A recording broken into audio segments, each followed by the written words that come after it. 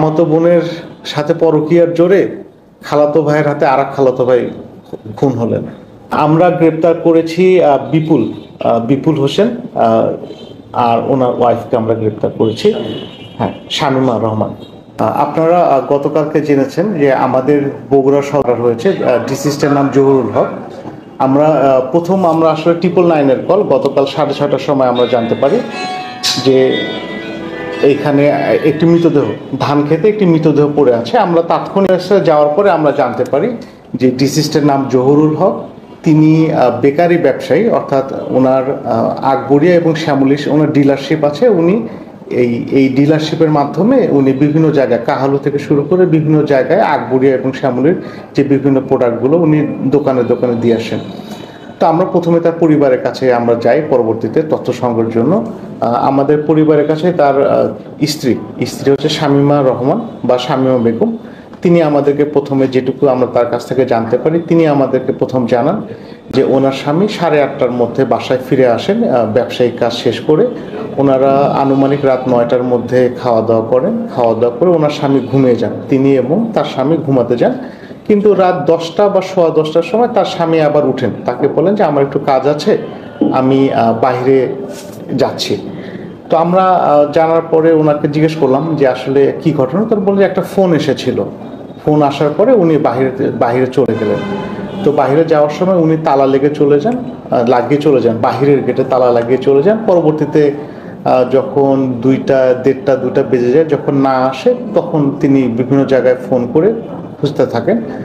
যেহেতু তার এখানে বাইরে থেকে তালা লাগানো ছিল দেখে তিনি আর বাইরে যেতে পারেননি, কিন্তু ফোনে তিনি তার হাজবেন্ড কোথায় গিয়েছেন সেটাই আসলে জানার চেষ্টা করেন। এটিকে সূত্র ধরেই আমরা আসলে কাজ শুরু করি, আমরা বিভিন্ন অ্যাঙ্গেলে আমরা কাজ শুরু করি। তো আমরা প্রথমে তার কল রেকর্ড নিয়ে আমরা পর্যালোচনা করি।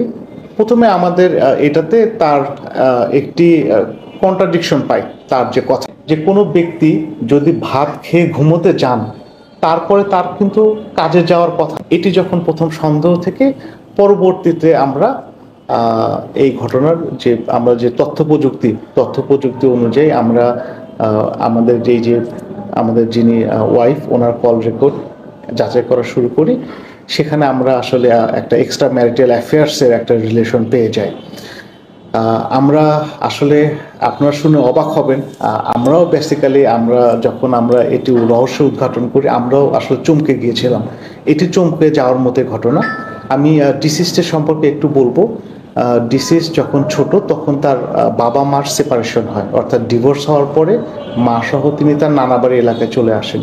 তিনি তার মামার বাড়িতেই লালন পালন করেন এবং এই যে ডিসিস্ট, উনি খুব ভদ্র এবং তার এলাকায় তার অনেক সুনাম আছে ভালো মানুষ হিসাবে। তো তিনি ভালো বিধায় তার মামা কিন্তু তার নিজের মেয়ের সঙ্গে তাকে বিয়ে দেন এবং নিজের জমিতেই একটি বাড়ি করে দেন, যে বাড়িতে তার আসলে ভাগিনা প্লাস জামাই এই বাড়িতে একসঙ্গে বসবাস করতেন।